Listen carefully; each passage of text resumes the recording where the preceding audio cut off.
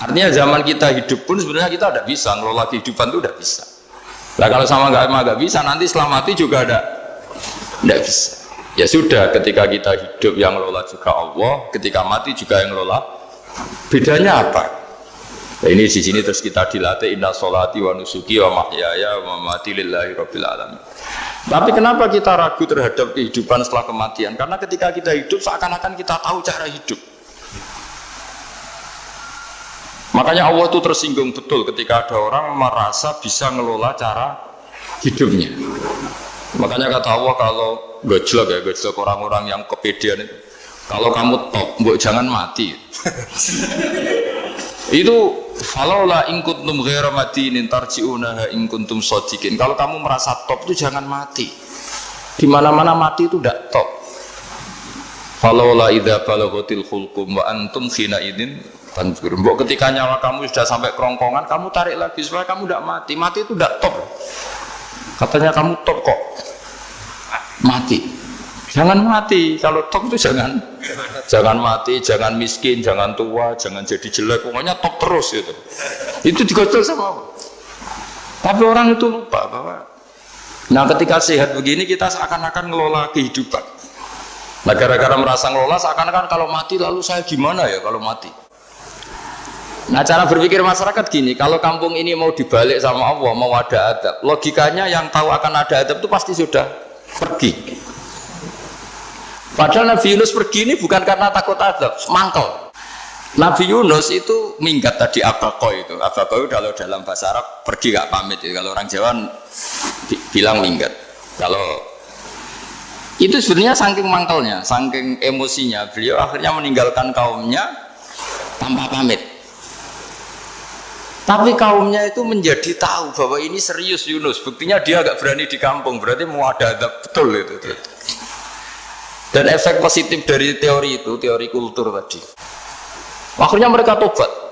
Saat itu juga mereka wiridan di lapangan, terus semua kesalahannya diselesaikan.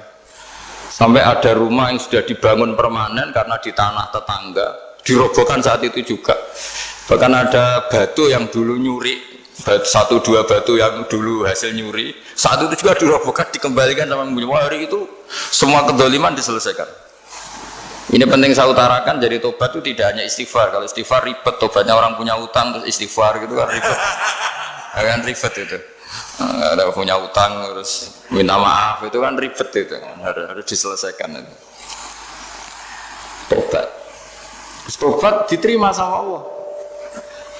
Batas akhir finish dari harusnya ada adab, misalnya Senin, Selasa, Rabu, harusnya Rabu itu sudah kena adab.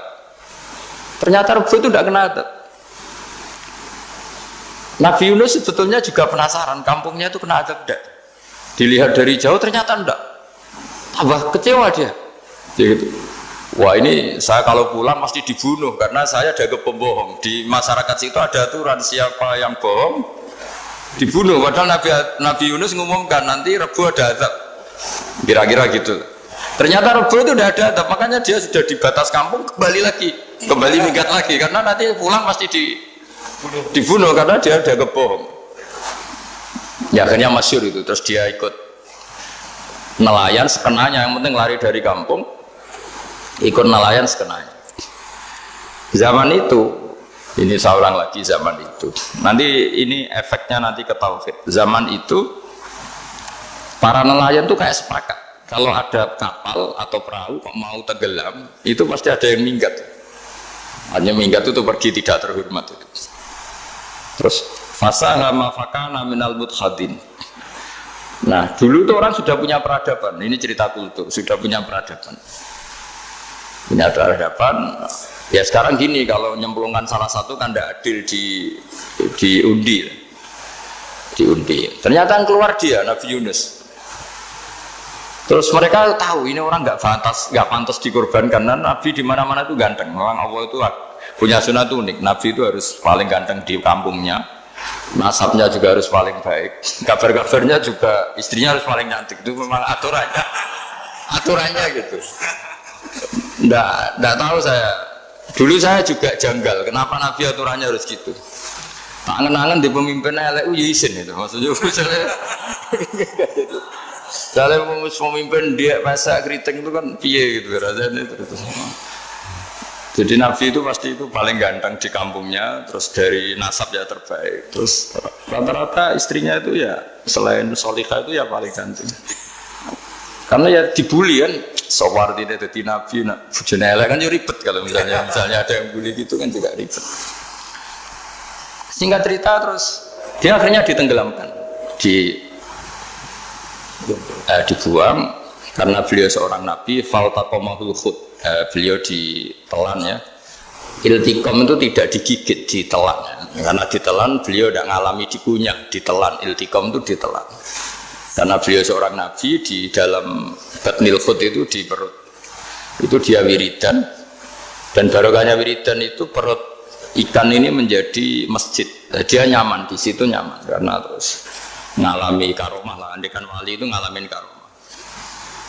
Nah kesimpulan dari cerita ini itu apa? Masyarakat itu akan selalu dengan kulturnya sendiri. Para nabi juga punya kultur sendiri. Dan Allah yang ngelola itu semua. Saya ulang lagi, Allah yang ngelola itu semua. Makanya terus dua kultur ini kalau Allah menghendaki itu gampang sekali. Akhirnya yang terjadi apa? Nabi Yunus jadi kasih sanksi Allah karena pergi tidak pamit. Masyarakatnya justru enggak karena tobat. Dan tobatnya masyarakatnya ini karena kekeliruan Nabi Yunus. Keliru dengan makna bukan dosa. Andai kan Nabi Yunus saat itu kok di rumah ingin menyaksikan adab, itu masyarakat mesti gak percaya kan ada adab. Mau ada adab kok dia di rumah gitu. Jadi unik, Allah cara ngelola masyarakat itu unik. Nah dari keunikan-keunikan cara Allah ini kemudian lahirlah ilmu yang bernama ilmu tauhid, ilmu tawakal, ilmu pasrah nang pengiran gitu. Karena kemarin pas Pak Yusuf sama Bu Sulis sowan saya itu tak beri cerita agama itu milik Allah. Jika teori yang dikatakan manusia itu ya teori saja, tetap semua itu di tangan Allah. Ya saya saat itu cerita, misalnya saya ditanya, ini besi, materi besi dengan kaca itu kuat mana? Mesti kita menjawab kuat besi. Tapi saya yang mengendalikan besi dan kaca. Ternyata saya punya merencanakan menghancurkan besi, menetapkan kaca ini tak simpan, akhirnya puluhan tahun. Yang ini saya rencanakan saya hancurkan gitu. Andai kan si yang menjawab tadi tahu rencana saya mesti kuat bilang kuat kaca. Gitu. Semuanya contoh paling gampang tadi. Dinosaurus itu hewan paling kuat malah musnah. Pitik yang nggak kuat sampai sekarang. Karena Allah bikin dinosaurus itu punya rencana dihancurkan ya. Sementara ayam enggak, gue rame-rame dunia gitu. Sehingga ya sudah. Nah, agama itu seperti itu. Agama itu sesuai rencana Tuhan. Sehingga ini cerita Nabi. Sehingga Nabi itu kadang nggak tahu bedanya antara sesuatu yang punya data, punya perangkat-perangkat untuk menuju A misalnya, itu nggak tahu bedanya. Jadi kalau Nabi ditanya misalnya gini, onta itu lahir dari betinanya, dari indukannya bisa, ya bisa. Lahir dari batu, jawabnya ya bisa. Kalau dia seorang Nabi pasti jawab bisa. Jadi kalau Nabi ditanya mata air itu keluar dari bumi kedalaman 7 meter, bisa. Keluar dari sini, dari meja, jawabannya ya bisa. Karena Nabi itu saking dekatnya Allah, tahu betul bahwa perangkat di dunia ini tidak bisa mendikte Allah. Semua itu kehendak Allah. Logika yang terbangun Nabi itu sebenarnya gampang ya. Kalau kita teliti itu hanya gampang itu, sesuatu yang benar itu pasti bisa dijelaskan secara gampang.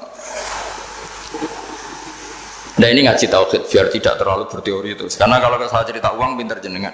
Nah, dan saya tidak ingin pinter tentang uang. Tak beri contoh. Nah ini supaya nanti kalau sampean suatu saat meninggal ketemu mungkar nakir itu tahu cara menghadapi. Nanti tak warai tekniknya. Tak warai tekniknya. Makanya ada cerita, agama ini baik sekali. Orang bocorkan ujian nasional itu kriminal, bisa ditangkap Pak Rosidi. Tapi agama ini, pertanyaan mungkar nakir dibocorkan semua kiai. Itu nggak ditangkap sama mungkar nakir. Harusnya kan rugi, karena ini pertanyaan Tapi semua kiai kan sudah membocorkan. Nanti pertanyaannya di kuburan itu man buka, Tuhanmu siapa, agamamu apa. Itu kan sudah dibocorkan. Tapi itu nggak dianggap kriminal. Sementara kita sekolah SD, sekolah SMP bocorkan soal itu dianggap kriminal. Padahal harusnya boleh. Maksudnya kalau menuruti teori itu harusnya boleh kan. Mau pertanyaan mungkar nakir saja dibocorkan kan? Ada dasarnya kan? Ya tapi kan tidak ada itu. Harusnya boleh. Tapi kan terus jadi gak ujian kalau apa? Kalau dibocorkan itu. Artinya agama ini begitu baik. Pertanyaan yang taruhannya surga neraka saja dibocorkan. Kurang apanya baiknya agama ini? Pertanyaan sepenting itu dibocorkan. Dan kiai-kiai gak ditangkap sama mungkar nakir ya udah itu. Saya ulang lagi ya supaya kita ingat fitrah salimah. Soal Anda modern monggo lah, tapi saya sebagai kiai akan ngajari kalian tentang fitrah salimah. Jadi kalau kamu itu benar-benar beragama, ini misalnya kertas, ini lempengan baja. Kalau kamu beragama kalau ditanya kuat mana, ya terserah jenengan.